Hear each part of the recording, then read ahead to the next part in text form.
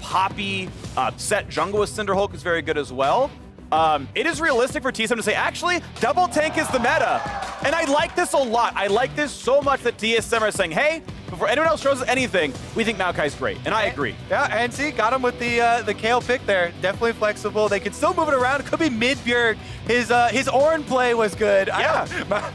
Honestly, no. I think mid Maokai is more likely than mid Kayle. And do you remember the days of AP mid Maokai? Yeah. Chu 8. Yes. Roa Rush every game. Some Hall of Fame names here. I guess. Bjergsen gonna continue. FlyQuest didn't get their win, but looks like we're gonna have a tree in the mid lane here versus Zoe. I love it. Try and out-sustain the Zoe poke. That's one of the things with Maokai, especially with people using spells so frequently. We'll see some of that ridiculous healing. Tank it up through the mid lane. This will be available. Oh, Broken Blade, body slam, slow, kick back as well, flashes the wall. There's the chase down. Set once in. It's Saturday, baby. Impact gets first blood. That was so cool. Even trailed a minion over there with him. What timing for TL. Instant TP for Broken Blade. Of course, he has to do it. The wave is going to freeze against him.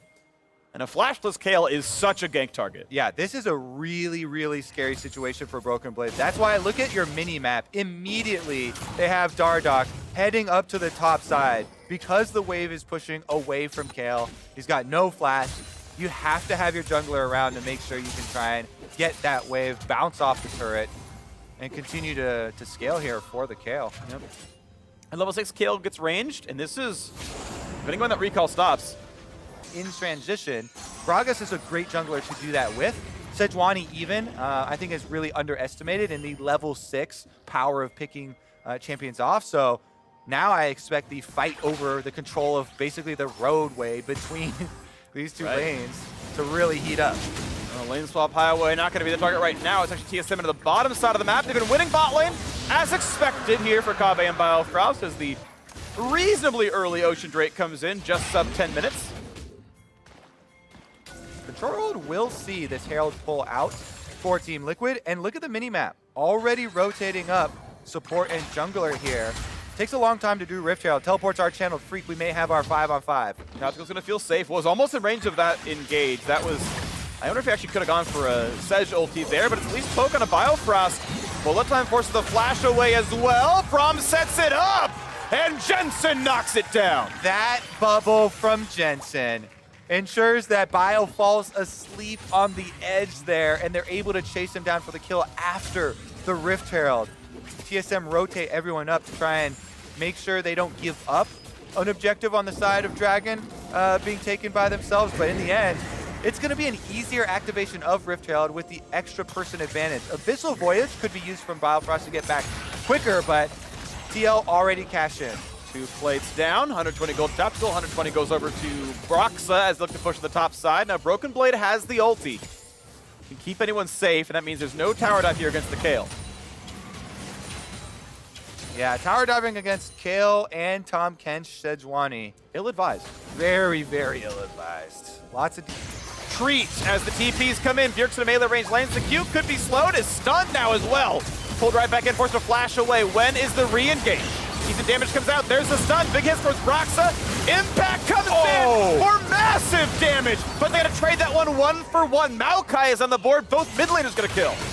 Big finish on that kill. That was really important for Jensen to be able to finish off Kabe for Team Liquid, because it was a haymaker with big AoE damage on everyone, but if you don't get the actual execution, then they don't get an objective afterwards. Lots of healing coming in here for TSM, trying to sustain up under their tower and still in position to contest this Dragon. Another nice paddle star here from Jensen. Remember, Jensen has gone with the big burst damage early on the low MR targets. He has full magic penetration with the Luden's Echo Burst. That mid-game Zoe spike of Orb, Sork Shoes, and Ludens gets you those big kills on the backline carries with maximum effect. Kabe doesn't stand a chance. All right, here's another look at how it started out with the teleport starting channel early. Bjergsen was one of the ones who started channeling at first, does get the early timer there as TSM used both of them. And Tactical is forced to flash, but Bjergsen can just Q, walk back out, and then defense. On the builds, it's the right choice ever so slightly. Rage Blade's now done. That's the really big Varus power spike. If TSM does stabilize, their champions are looking pretty good here. Yeah, and it can burn down neutral objectives too. Ooh. Speaking of burning down, though, Broken Blade gets punched a couple of times. Impact has Core Jadera behind him. There's the ult for a bit of crowd control. Wants to find the rest of this one as Broken Blade was slowed. He's pulled back in, and the self ult is just not going to be enough. Haymaker slightly early. Doesn't matter. Impact grabs the kill. And with help, they can knock down the Kale. Set with a big chase down there. All right, let's see what they can do afterwards. He's going to push on that bottom turret, but don't think that pick is going to be anything, alluding to Baron setup or anything. So TSM trying to clear waves as they wait for the respawn.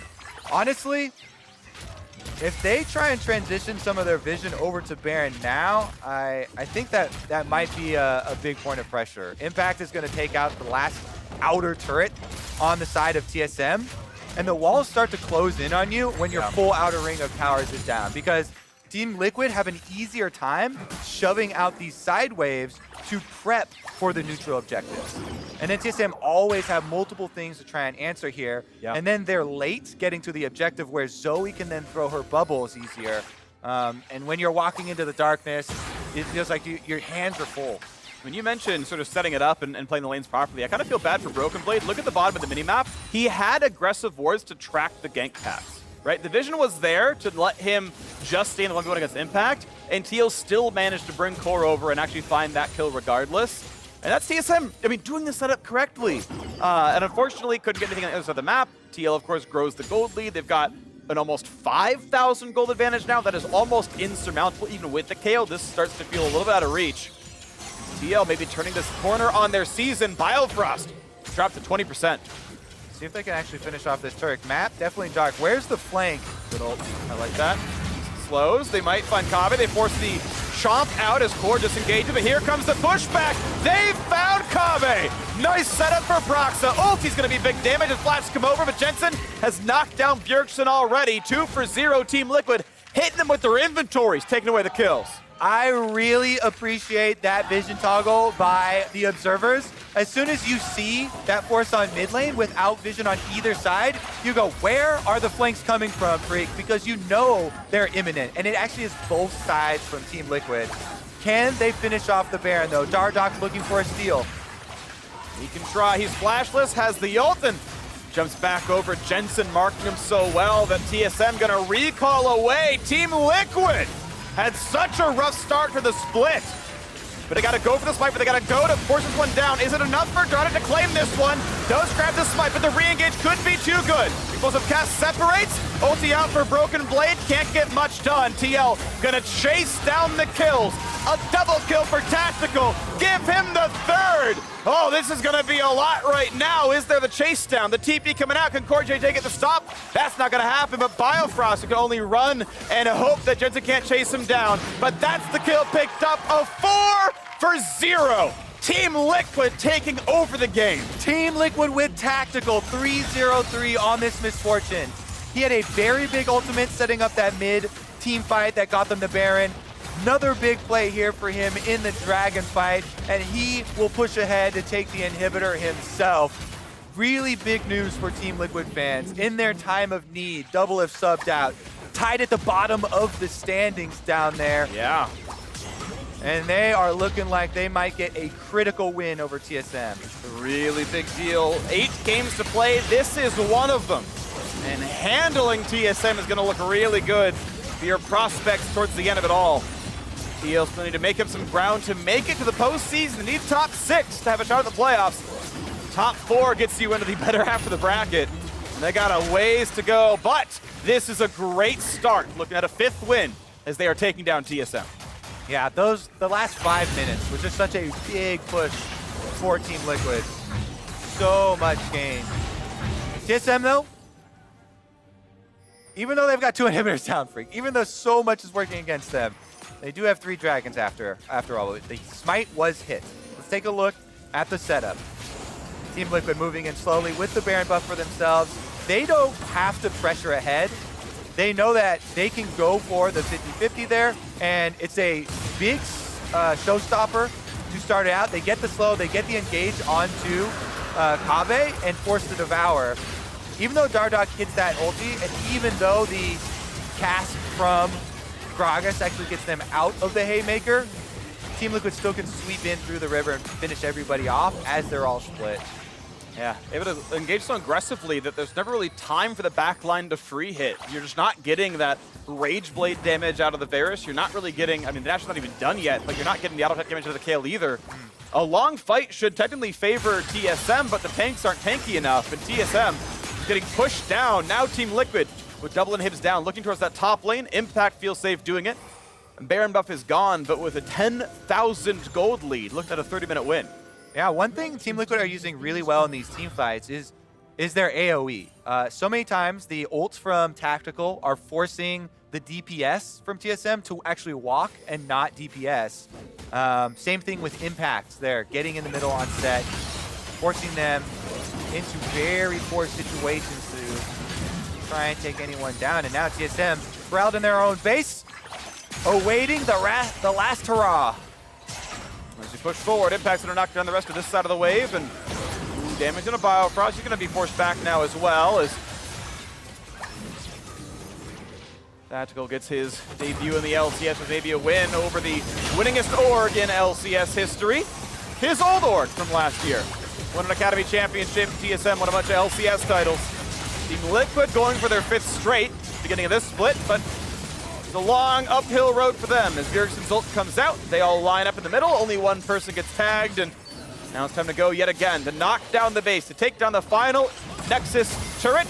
Stun's gonna land, Impact's pretty safe. Here comes the hard dive, bullet time on the 1. Bjergsen running out of health, explosive cast, brings in the top catch, and this could be kills. Kambe's gone, Bjergsen gonna be next up to get killed. That's 2 for 0 already for Impact, as they are forced back to the fountain. Team Liquid forced to retreat. They look to the next minion wave to push yet again as the mid lane clear comes through. He hit the kill in a broken blade yet again. The fountain is not enough to keep TSM alive. The Nexus turrets will fall, and Team Liquid will find their 5th win in 2020. Broxah looking good over there on the Gragas. Yeah. Critical early gank onto the Kayle. Changes the face of this team composition. Just completely takes away one of the big points TSM are banking on for later. Makes them have to sacrifice Maokai teleport, Maokai CS, plus more jungle attention. Broxah as well later on into the game with a lot of big Gragas ultimates. And that flank around mid, where Team Liquid just get them from both sides. Really well played as a team. Tactical, unkilled in the LCS. Yep. 100% win ratio. 8 KDA. Infinite KDA. Okay, sure. I give it to him. Okay. And I actually love that before the game started, we played that soundbite from Cambia about a good team will crush the early game and close in 20 to 30 minutes.